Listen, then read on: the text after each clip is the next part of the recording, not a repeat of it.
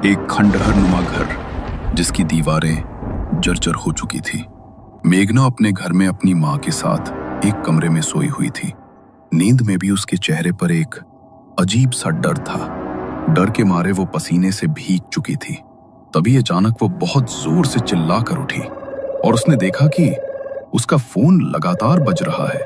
Phone में उसकी friend शीतल की कॉल आ रही थी। उसने हांफते हुए उसकी कॉल रिसीव की।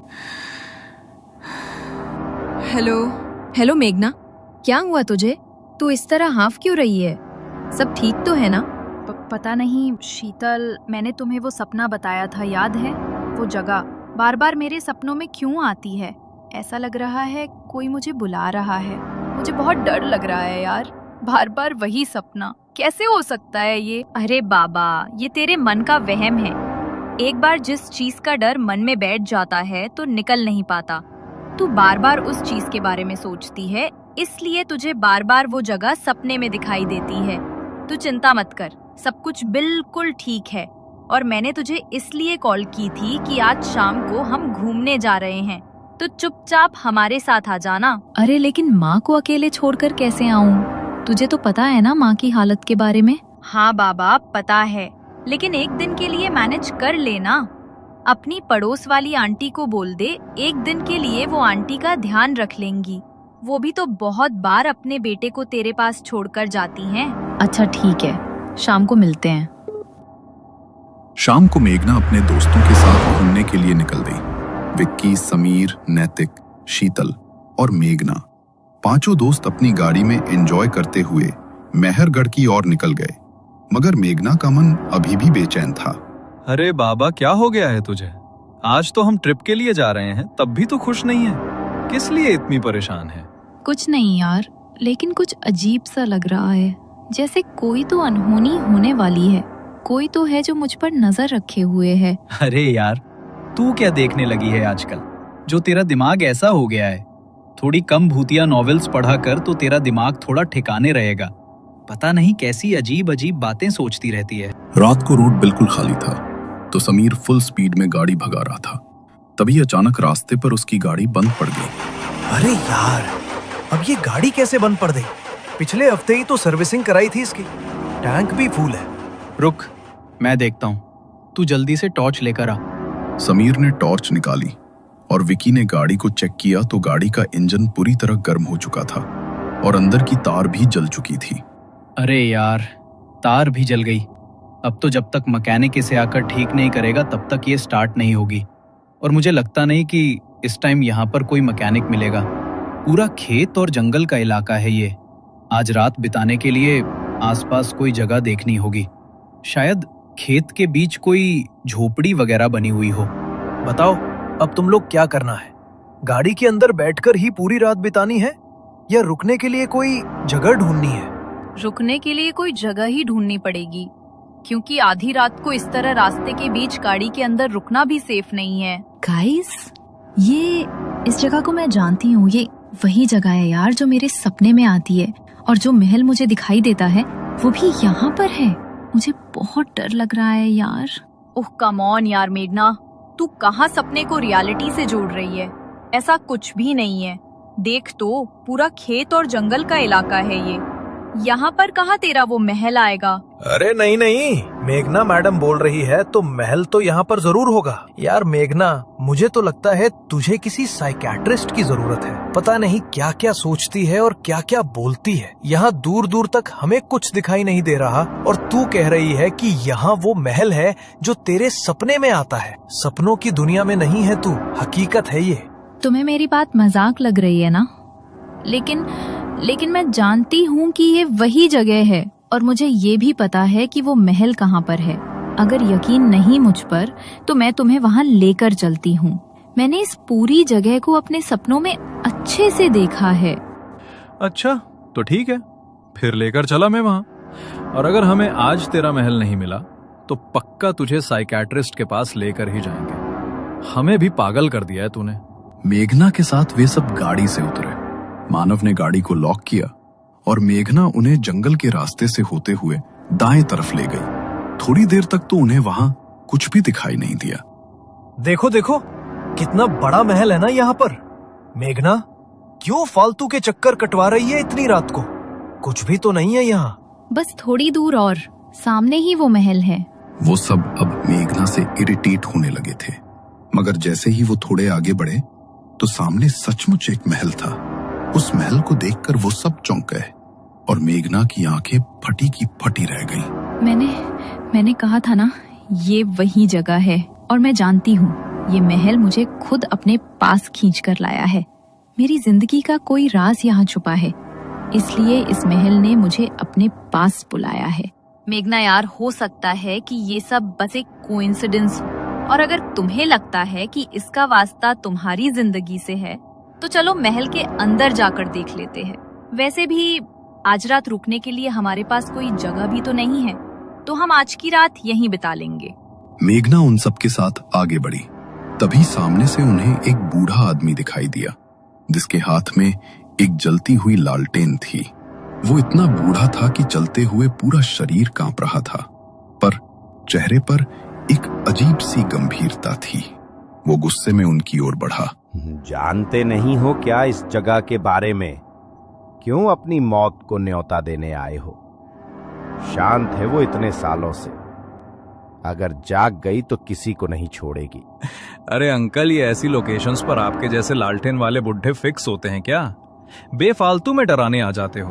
और मुझे समझ नहीं आ रहा, जब ये जगह इतनी खतरनाक है तो रात के 12 बजे आप महल के पास क्या कर रहे हो?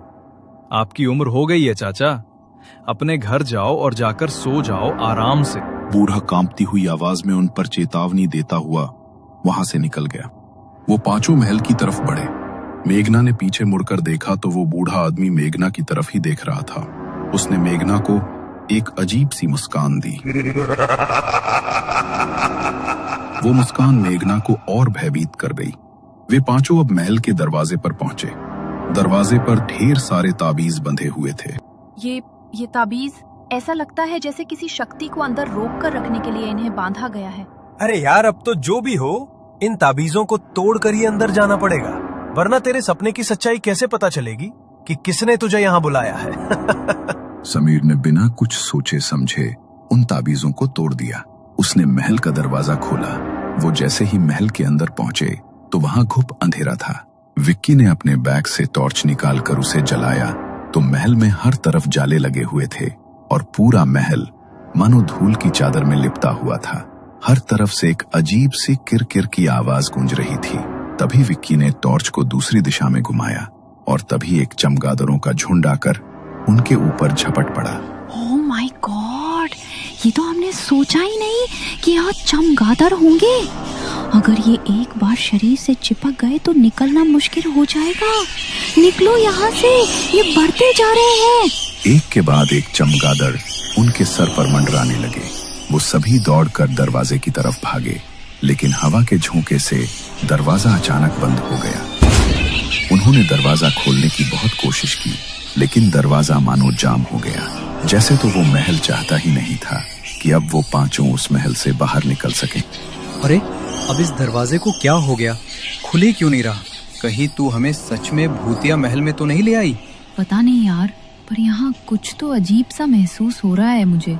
जैसे ही मेघना ने ये कहा, एक जोर का झोंका आया और चमगादड़ों की किर किर वाली आवाज अचानक शांत हो गई। वे पीछे मुड़े। जहाँ कुछ ही पल पहले चमगादड़ मंडरा रहे थे, अब चारों तरफ सन्नाटा पसर गया था। ये कैसे हो सकता है? अभी तक तो यहाँ चमगादड़ों का झुंड था और अब एक भी नहीं दिख रहा। जितनी जल्दी हो हमें यहाँ से निकलना होगा। पुराने महलों में आने जाने के लिए काफी सारे दरवाजे होते थे। इस दरवाजे के अलावा भी यहाँ बाहर जाने के लायक कोई ना कोई दूसरा दरवाजा जरूर होगा। हमें वो ढूंढना होगा। मुझे नहीं लगता कि अब हमें यहाँ से बाहर निकलने के लिए कोई दरवाजा मिलेगा। मुझे तो लगता है हम इस महल के जाल में फंस गए हैं और अब ये महल हमें यहाँ से बाहर निकलने नहीं देगा। मेघना, तू पहले रोना बंद कर और शुभ शुभ बोल। एक तो हम सब पहले ही तुम्हारे सपने से इतने ज्यादा डरे हुए हैं और तुम हमें अपनी बातों से और डरा रही हो। वो सभी दूसरा दरवाजा ढूंढने के लिए पीछे की तरफ जाने लगे। तभी उन्हें वहां पर घुंघरुओं की आवाज सुनाई दी, जैसे तो कोई अपने पैरों में घुंघरू पहने उनकी ओर ही बढ़ता हुआ आ रहा हो। वो आवाज धीरे धीरे बढ़ने लगी और चारों तरफ से वो आवाज उनके कानों में गूंजने लगी। अचानक फिर से चमगादड़ों ने उनके ऊपर हमला कर दिया और खुद को बचाने के लिए वो सभी इधर उधर भागने लगे। भागते भागते मेघना छिपने के लिए ऊपर की तरफ भागी। उसके पीछे चमगादड़ों का झुंड था। उसने देखा कि सामने एक कमरे का दरवाजा खुला है, तो वो चमगादड़ों से बचने के लिए सामने के उस कमरे में चली गई और अंदर से दरवाजे को बंद कर लिया। वो अभी भी बुरी तरह हाँफ रही थी। उसने कुछ देर वहां चैन की सांस ली। तभी उसके कानों में एक आवाज पड़ी, जैसे तो कोई बड़ी दर्द भरी आवाज में कुछ गा रहा हो। ये कैसी आवाज आ रही है? ये गाने की आवाज तो मुझे मेरे सपने में भी सुनाई देती है, जैसे कोई बहुत दर्द में हो।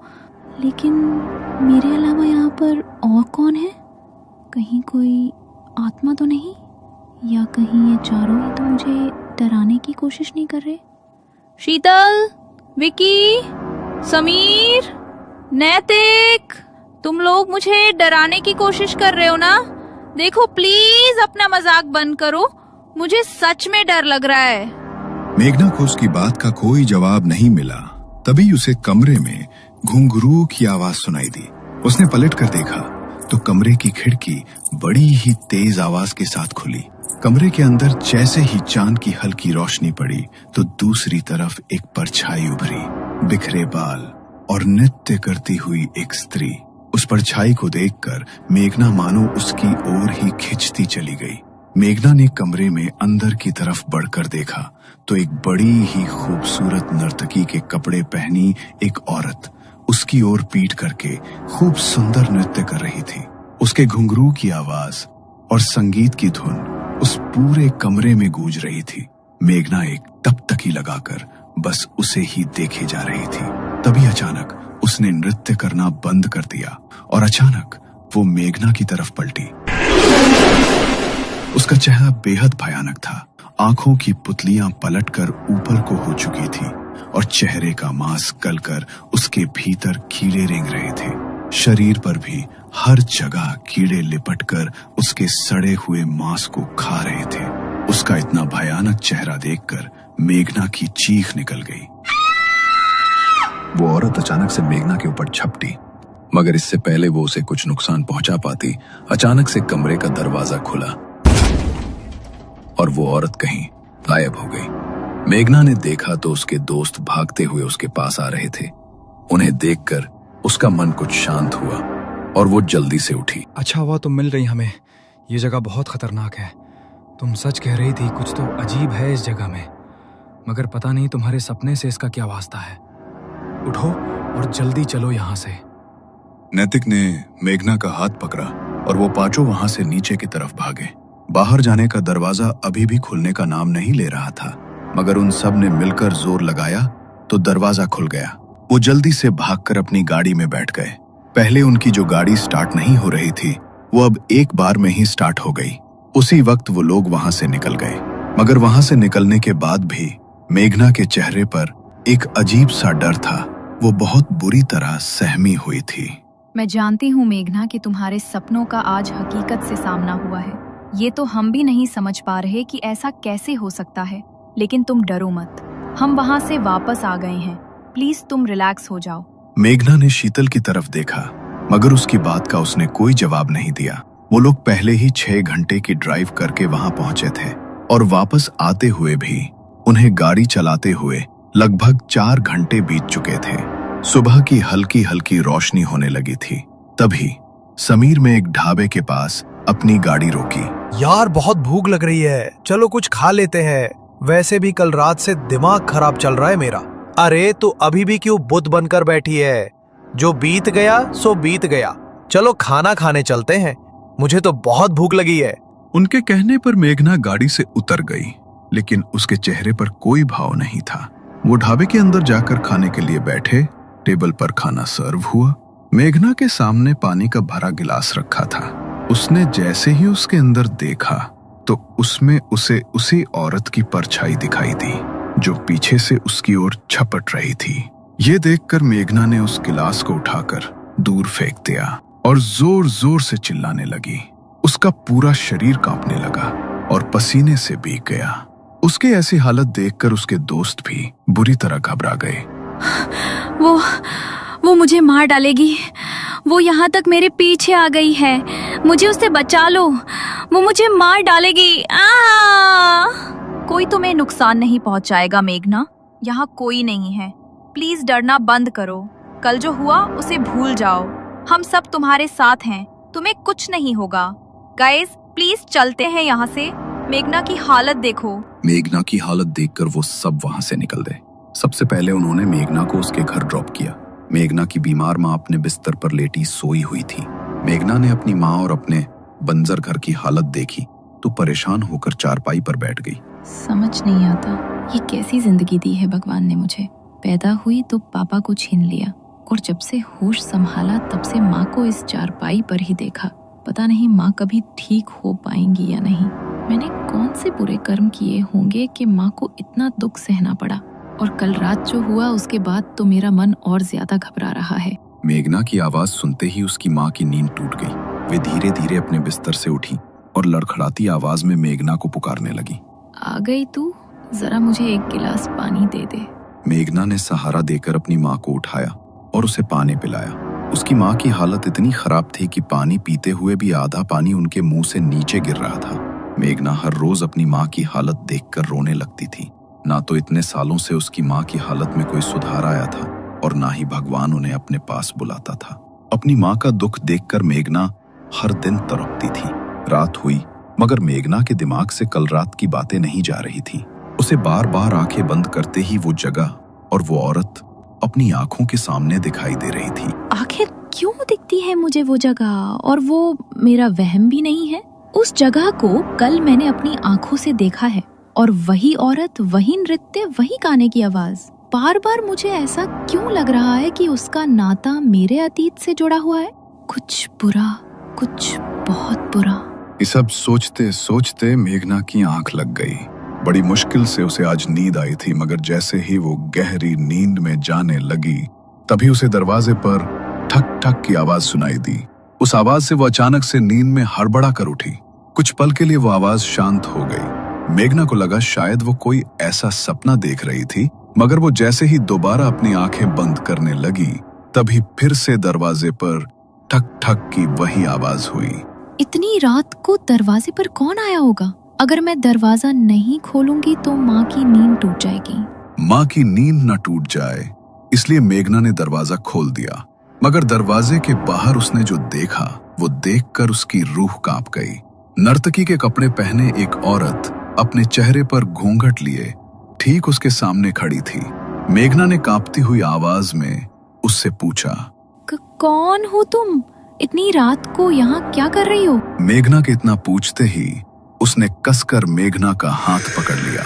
हवा के झोंके से उसके चेहरे का घूंघट हटा तो मेघना की जान उसके हलक में अटक गई।